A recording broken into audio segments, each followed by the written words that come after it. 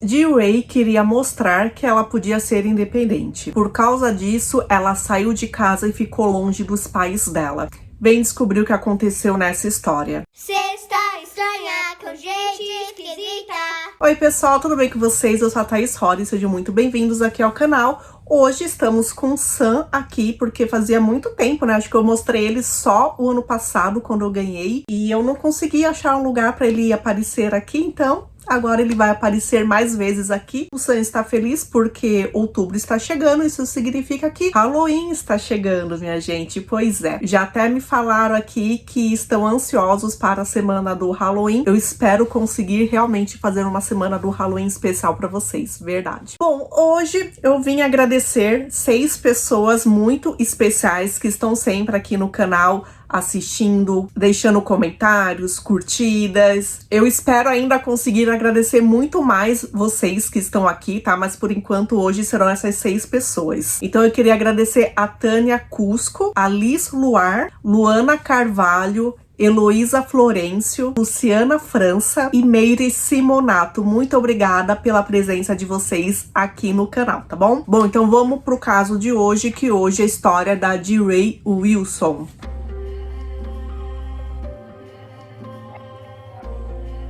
D-Ray Michael Wilson nasceu dia 4 de setembro de 1996 numa cidade pequenininha chamada Weatherford, em Oklahoma, Estados Unidos. Ela era filha única do casal Rodney e Jara, e ela era muito próxima dos dois, principalmente da mãe dela. Desde criança, ela sempre foi muito dinâmica. Então ela acompanhava os pais em várias coisas. Então ela saía pra neve junto com eles, também ela não tinha medo de nada, ela amava cantar, ela amava música, ela tocava alguns instrumentos musicais, como violão e trompete. Gente, ela amava animais. Então era cavalo, cachorro, gato e vários outros. E as pessoas também falavam que ela tinha uma risada super adorável. Ela era amada pela família e também pela pequena população daquela comunidade. Os pais também disseram que ela era meio feroz e ela estava em um momento da vida que ela queria mostrar independência. Ela queria bater de frente com os pais, sabe? D-Ray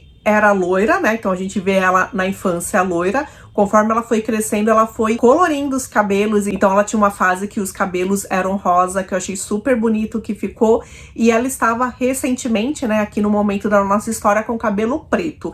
Que eu sou super a favor de cabelo preto também, né, como vocês percebem. Inclusive a tinta precisa ser renovada, né, gente? Mas daqui pra baixo o preto é meu mesmo. Então a gente está agora em outubro de 2012. Ela tinha 16 anos de idade. E os pais não explicaram o motivo, só que ela estava de castigo. Como ela estava de castigo, ela se revoltou. Então, ela saiu de casa sem avisar ninguém e ela foi ficando na casa de alguns amigos. Fazia uma semana que ela estava fora de casa. Só que assim, ela não perdia o contato nem com a mãe, nem com o pai. Eles falavam por telefone e principalmente por troca de mensagens no telefone. Então, o bom dia e o boa noite era tradicional e fora isso, né, a conversa ali do dia a dia. Apesar dela estar brava com os pais, ela respeitava isso, né? Não deixava eles sem notícia. E aí eles estavam negociando para ela voltar para casa. O que ela queria? Ela queria voltar para casa e não ter toque de recolher. Ou seja, ela podia chegar em casa a hora que quisesse. E os pais, né? Claro que não. Como assim, né? Tem que ter limites, principalmente com adolescente, né? Ela poderia voltar para casa, porém teria que seguir a regra dos pais. Então assim, era 14 de outubro de 2012, era um domingo. Os pais já tinham decidido entrar em contato com o xerife da cidade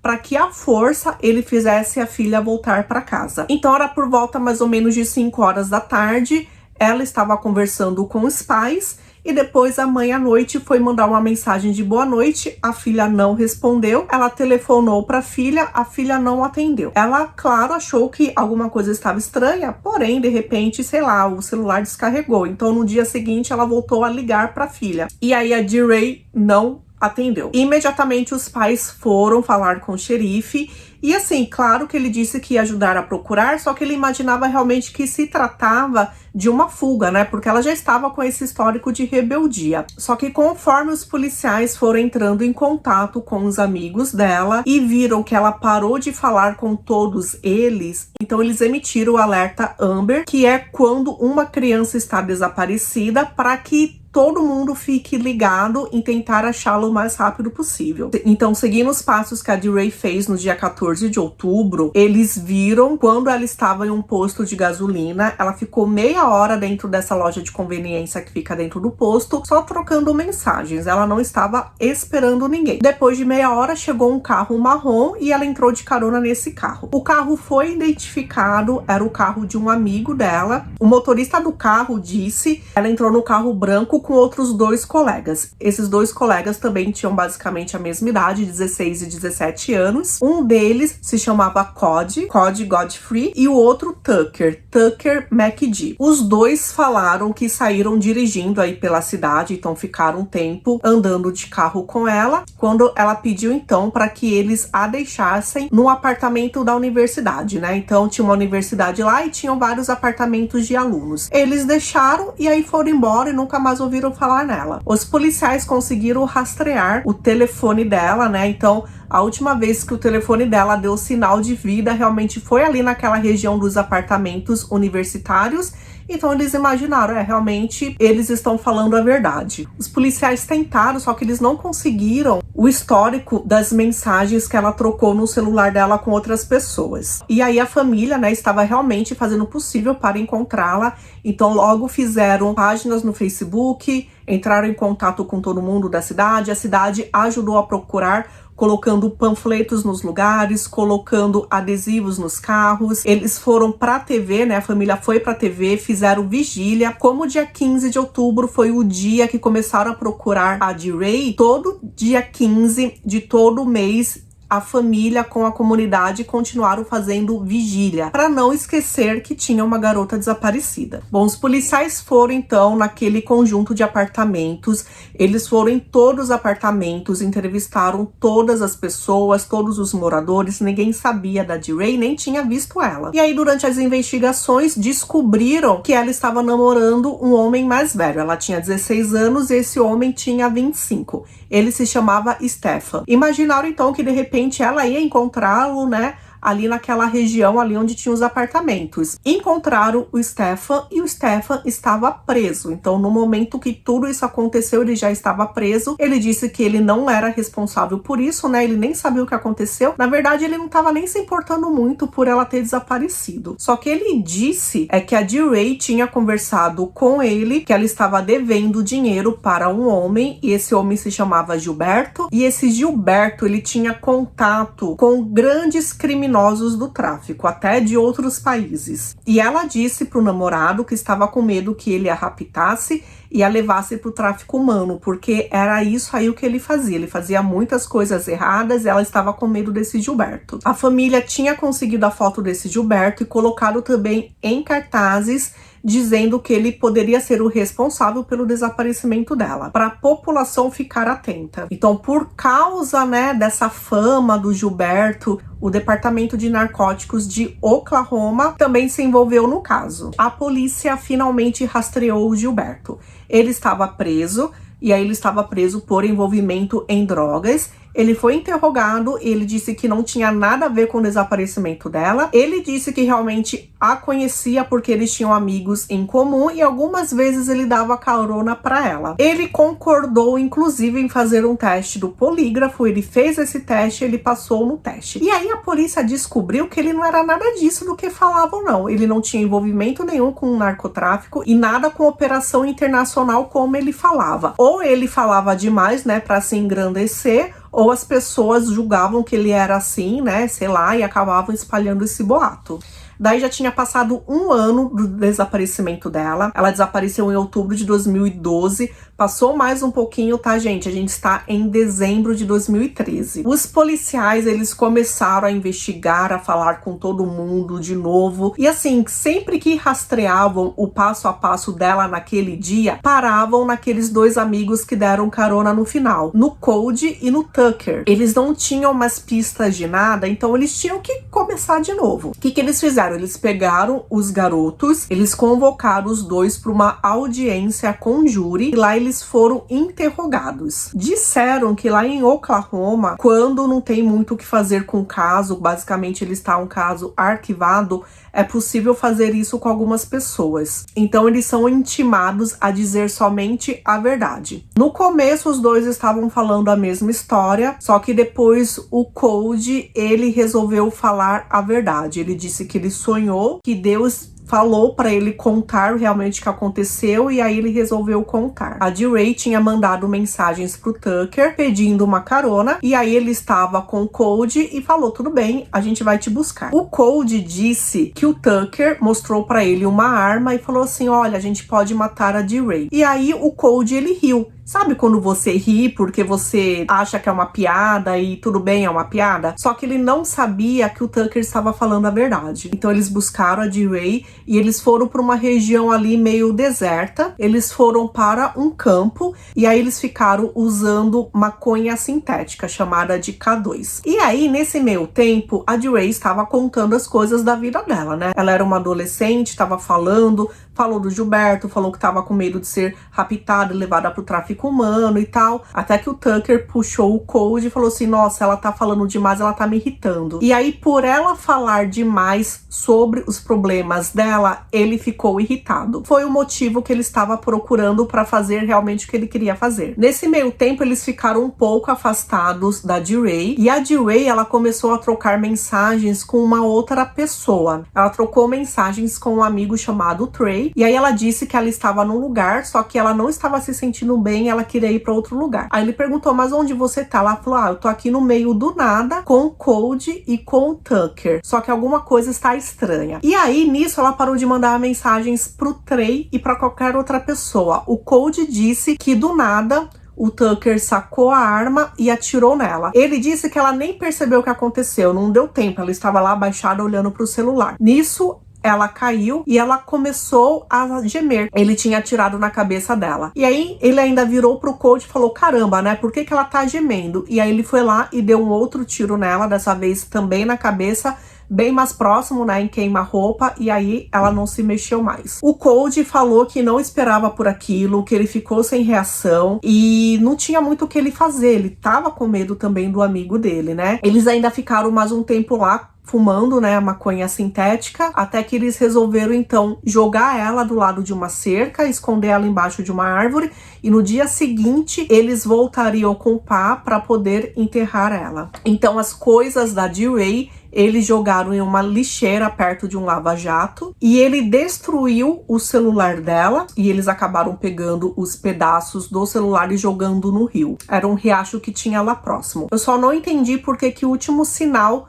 do celular dela foi exatamente ali naquele local dos apartamentos. Pode ser que eles foram até lá de propósito e aí eles quebraram o celular dela lá, então eles fizeram alguma coisa ali que apontasse para aquela região até para eles terem um álibi, né? No dia seguinte, eles voltaram até o local, só que aí o Tucker falou tudo o que eles tinham feito para um cara chamado Caleb McLemore. No dia seguinte, eles foram com o carro do Caleb até lá o local onde ela estava e acabaram enterrando ela. Os policiais então pediram para que o Cody mostrasse onde estava o corpo dela. Eles foram até lá. A princípio não acharam o corpo, só que ele disse: não, realmente ela está aqui nessa região, e conseguiram enxergar ali atrás de alguns arbustos um brilho onde foi identificado o crânio dela. Esse crânio tinha 2 buracos. Na necropsia foi verificado realmente que ela tinha recebido 2 tiros, né? Então que isso foi a causa da morte. Onde DeRay foi encontrada foi a 3 quilômetros da cidade que ela morava, de Weatherford. Era num campo rural. Então a polícia pediu pro Cody ligar pro Tucker E aí eles iam gravar a ligação. Ele ligou pro Tucker, aí ele disse, poxa, a gente não devia ter feito aquilo.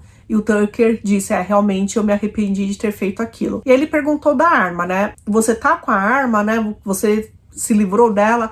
Aí ele disse, não, fica tranquilo, porque eu me livrei da arma. Então eles já tinham provas suficientes para prender o Tucker e o Tucker foi preso. Os policiais também levaram o Caleb para interrogatório. A princípio ele não quis ajudar, só que aí depois ele contou toda a verdade e a história dele batia com a história do Cody. Quando os policiais chegaram na casa do Tucker para prendê-lo, né, eles perceberam vários pôsteres do seriado Dexter. Dexter é um seriado onde Dexter é um SK que ele tirava a vida de pessoas corruptas, pessoas que faziam mal. E aí o Tucker era fissurado por ele. E o Tucker tinha todas as temporadas, e aí tinha pôsteres de todas as temporadas também, e espalhadas ali pela casa dele. Tucker iria a julgamento. Tucker nasceu dia 24 de outubro de 1994. Isso significa que ele cometeu aquele crime 10 dias antes de fazer 18 anos de idade. Ou seja, ele era menor de idade quando tudo aconteceu. A promotoria queria pedir a pena de morte para ele,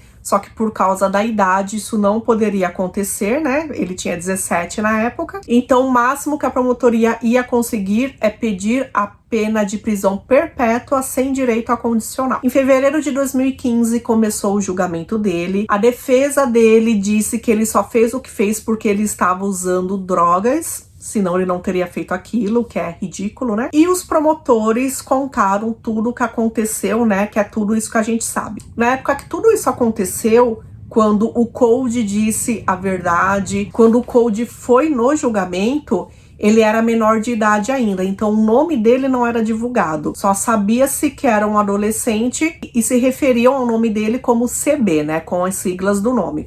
Mas agora não, já tá tudo divulgado. Bom, o júri demorou somente 2 horas para deliberação e consideraram o Tucker culpado de ter tirado a vida da DeRay.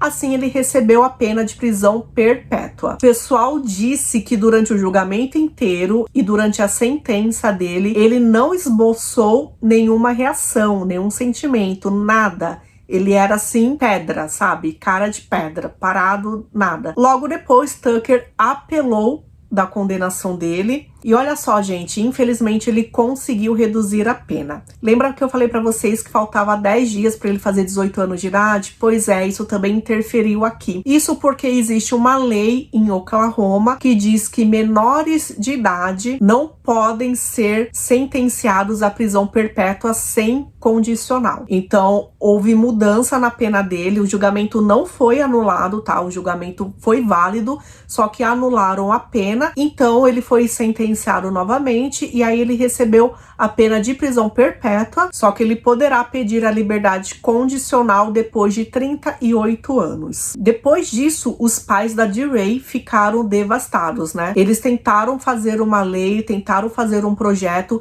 existe até uma lei também que eles tentaram colocar essa lei em vigor. Essa lei diz o seguinte, já que um júri popular não pode sentenciar um menor de idade à prisão perpétua, o juiz, ele pode dar essa sentença. Só que aí quando chegou lá pro governador, né, para ele autorizar esse projeto, ele vetou o projeto. O que aconteceu com Cody McGee? Quando ele contou toda a verdade, ele foi muito solícito e aí de certa forma ele fez um acordo. Quem ia dar a sentença dele era o juiz. E aí o juiz deu para ele uma sentença de 7 anos em liberdade condicional. Ele não ficou nem um dia preso. Estar em liberdade condicional era só seguir as regras, né, e tudo bem. Os pais, mais uma vez, estavam devastados. E o Caleb, ele também teve uma pena ridícula. Ele se declarou culpado de ter sido cúmplice após o fato e ele foi condenado a 2 anos de prisão e 15 anos em liberdade condicional. Hoje ele também está solto. Então é isso, gente. Essa história bem triste, né? Onde os pais perderam a única filha deles, onde o Tucker mostra que ele é bem perigoso, né? Esse garoto solto aí, ele pode fazer atrocidades. E se ele não tivesse sido pego, provavelmente ele teria feito isso mais uma vez, né? Afinal, ele não demonstrava emoção. Então, a gente se vê num próximo caso, tá bom? Beijinho pra vocês e um ótimo dia. Tchau, tchau.